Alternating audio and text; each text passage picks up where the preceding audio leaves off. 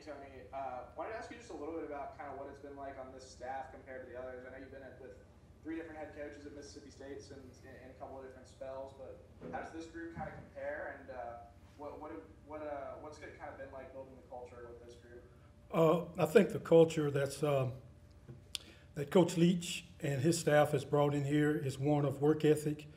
It is one that identifies with the culture of Mississippi State from the past teams. He brings in confidence. He brings in hard work, the work ethic, and the toughness, and the grind, and the love, and the passion of playing football. Practices are very physical, very tough, and very organized, and so he's getting the best out of the players.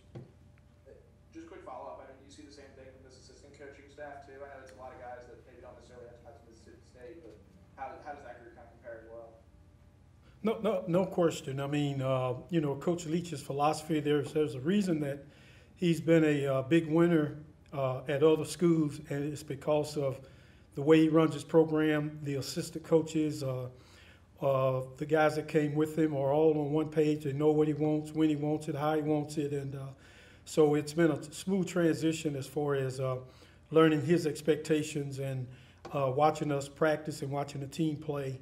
You can see his stamp, the way his teams have played at the other schools that he's been at. Thanks, Coach. You're welcome. Next, we'll go to Paul Jones.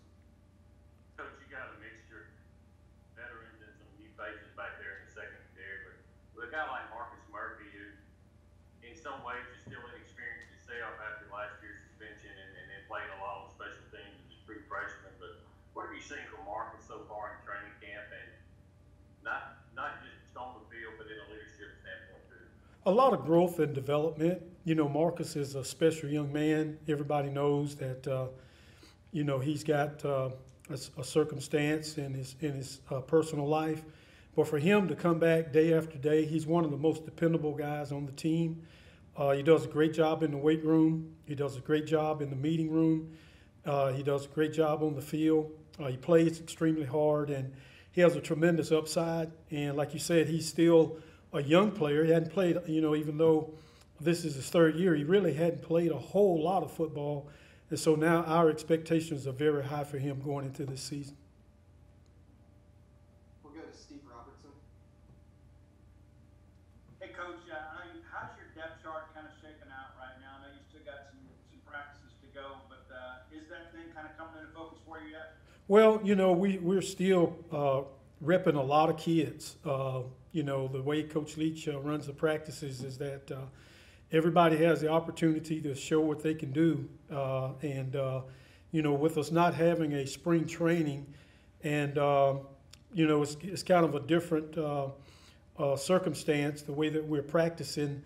You had so many days, before school started, then once school started, and then you still, 3 to 4 weeks out. So there's still a lot of football, a lot of competition among our group. And we're just trying to find the right players. And so it's still a process where kids are learning what to do. It's a new system, new terminology. So everybody has an opportunity to jump in there and see what they can do. Brian? Sort of going off of that, Coach, do you feel like you've got versatile guys back there? Do you have guys that can move around to the different safety positions between you, Coach Washington, maybe even Coach McBath with the corners? Do you have those kind of athletes? Well, you got a guy like Fred Peters that's played a lot of football. He's junior college transfer. He really played well toward the end of last year. And you've got Marcus Murphy, two guys that, have been around and played a lot of football. And then you've got Martin Emerson, that's a returning starter. That's a really good player.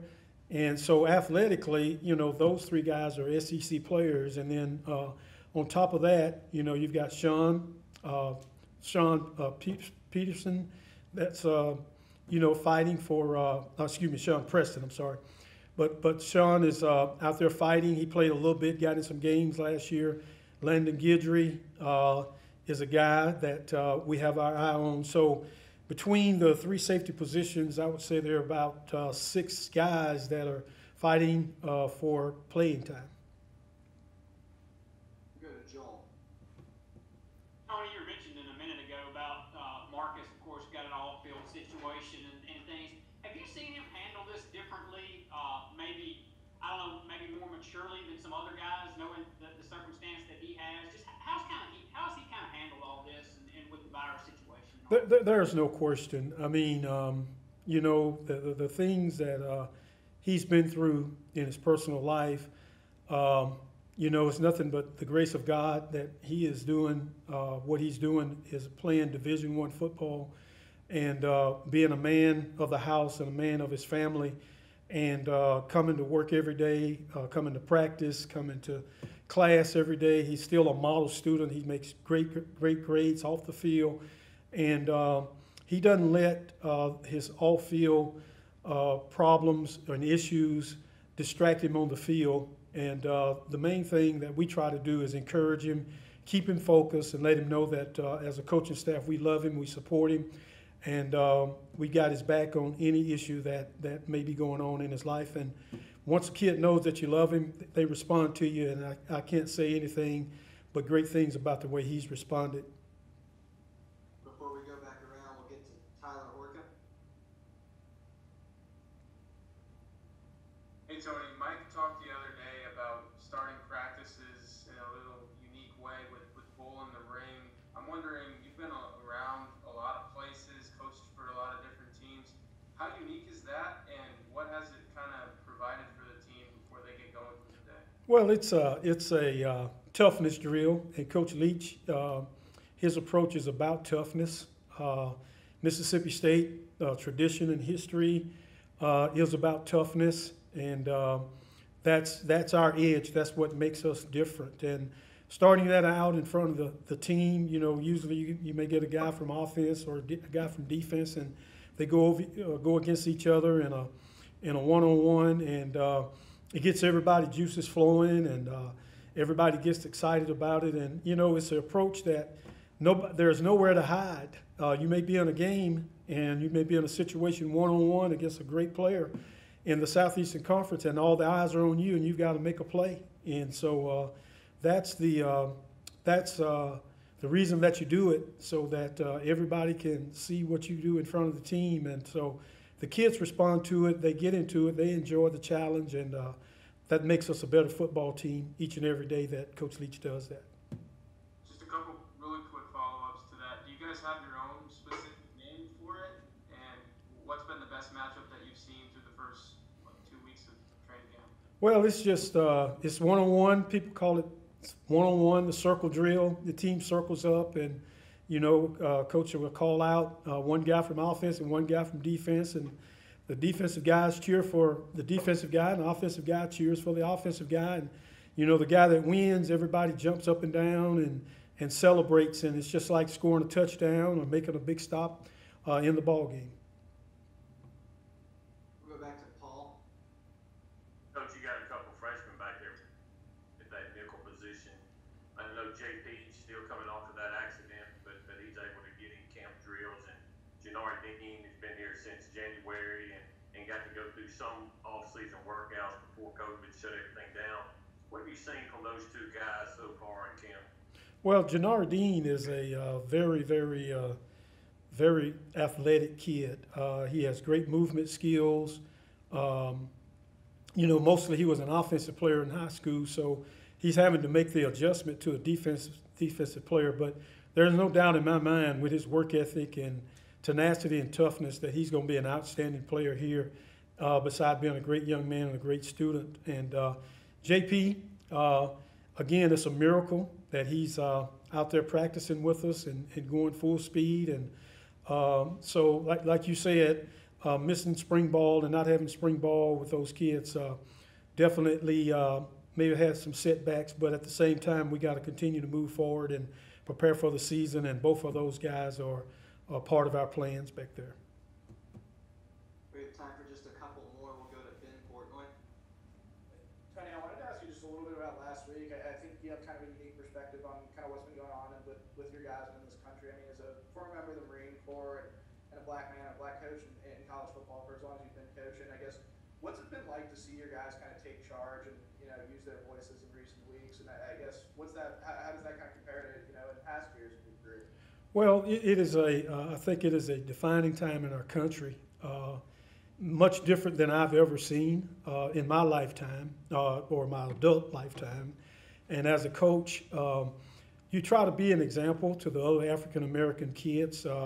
I'm a guy that was born and raised in a small town in Mississippi. I know what it's like to grow up in poverty. I know what it's like to grow up without running water and outdoor toilets, and I know what it's like. I didn't go to integrated schools till I was the 7th grade in the state of Mississippi, and so I think I have a lot of things a lot of experiences that I can share with our players to say that we understand your struggle, we understand the hardships, we understand where you come from. A lot of these kids come from small towns in Mississippi where they have suffered some of the same things or gone through the same things I did as a young man growing up. But I used my background and I used the hard times that I suffered as a foundation to take me to places that I never would have been or I never would have imagined. Assistant coach at Mississippi State, all 3 major universities in my home state. And so just trying to be an inspiration to them to let them know that this can be a starting point to something great, not just something great in the state of Mississippi, but a start of something great in your life. And you can be a difference maker for a lot of people being a young African-American male that grows up in this state.